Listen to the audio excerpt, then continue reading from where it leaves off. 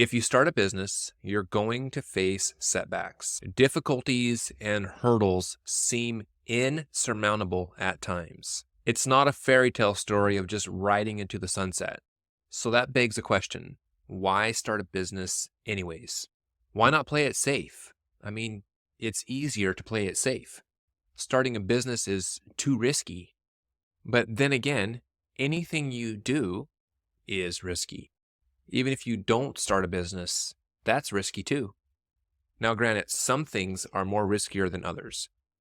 However, if you see something that you know you can change, and that you can change with a business that you start, then that creates a vision. And that vision turns into a life mission. And that mission is the drive that will keep you through all kinds of difficulties. Thanks for joining me today in the topic of not letting setbacks stop you in your business. So without any further delay, let's just jump right in and get started.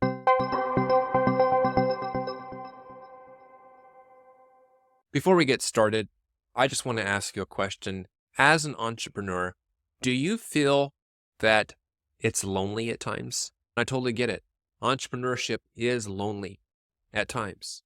I have something that's going to help. It's a free networking meeting that I'm hosting, and I do it several times throughout the year. And it's a place where like-minded entrepreneurs get together, go over problems that they're facing, and we answer them with solutions. We give them support. It's a way for you to connect with other entrepreneurs so that you're not alone in this journey. I host this. It's completely free. All that's required is for you to register to join, and it's absolutely so simple to do, and you have nothing to lose. You can become a part of this free networking call by going to ecreatebiz.com/join. There's no reason to go alone in your journey. There's no reason to face the challenges of what you're doing alone. So come and join us on the next networking call. Looking forward to having you there. Again, you can get it at ecreatebiz.com/join. See you there. I have a story I'd like to tell you. Phil Knight was an ordinary college student with a passion for running and an entrepreneurial spirit. He loved sports, particularly running, and dreamed of creating high-quality athletic shoes to help athletes perform their best. Phil's dream was to start his own company and make a mark in the sport industry. However, Phil faced a major problem. The sports shoe market was dominated by big companies that produced generic and uninspiring products, and Phil believed that athletes deserved better. These companies didn't put athletes first place. It wasn't top of mind.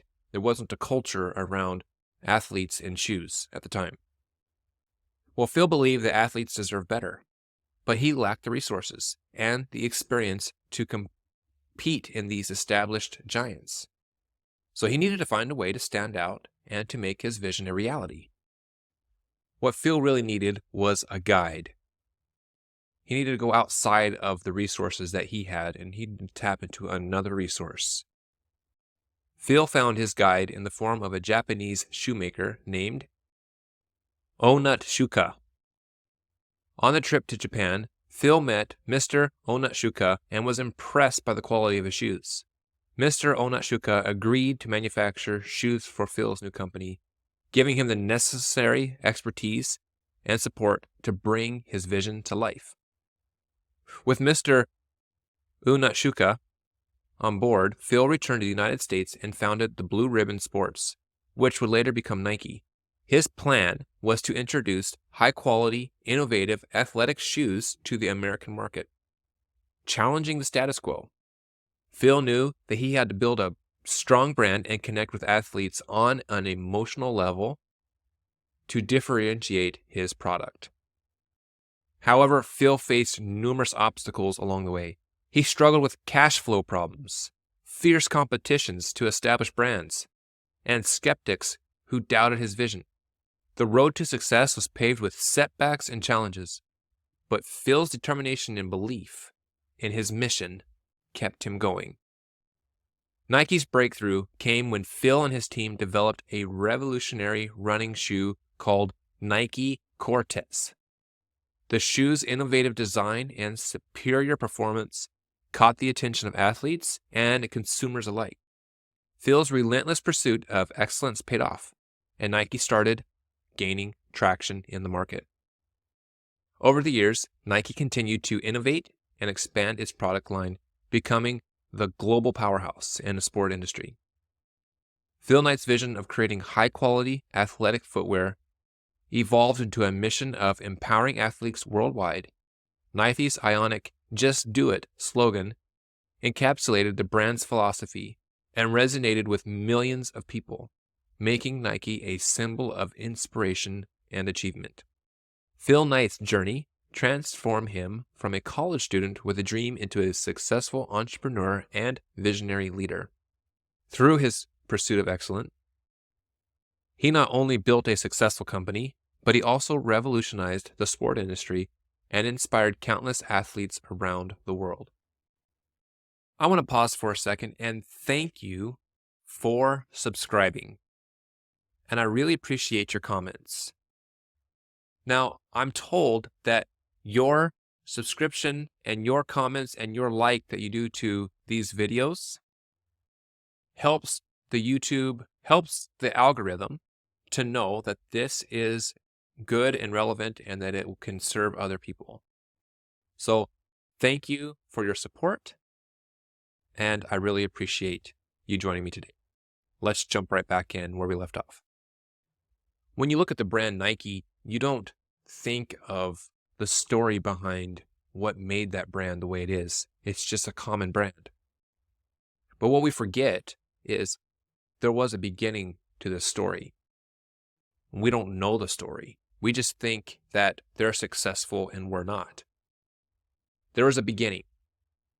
And even though you can read this in just a few simple pages, the story of Phil Knight, there was years and years and years of struggle.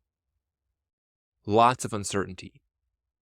I mean, so much so, just like I was reading to you in the story, that with the skepticism, the pushback, and also the fierce competition from being a nobody to now being a actual competitor, that the odds are against him.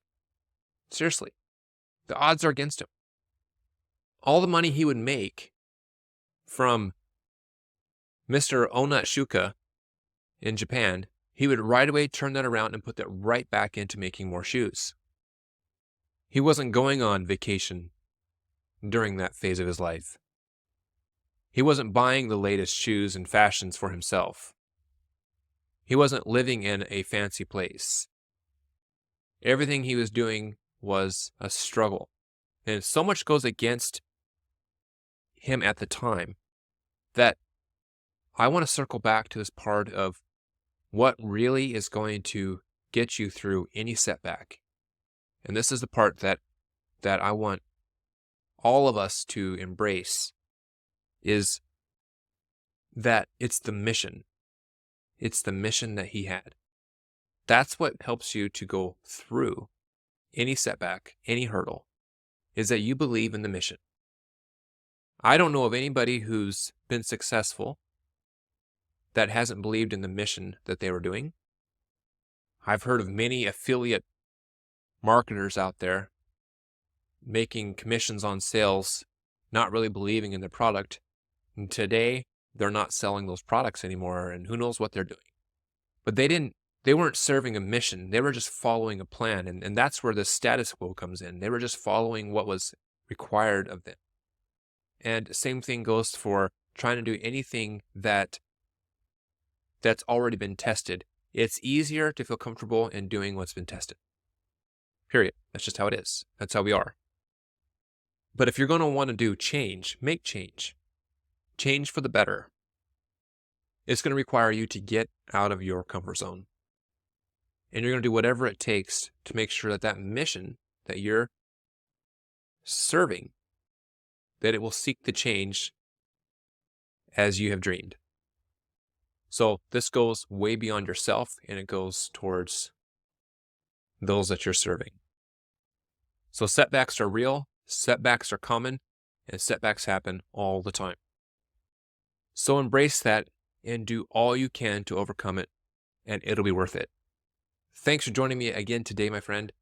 And I wish you all the best success in your business journey, and I will see you in the next one.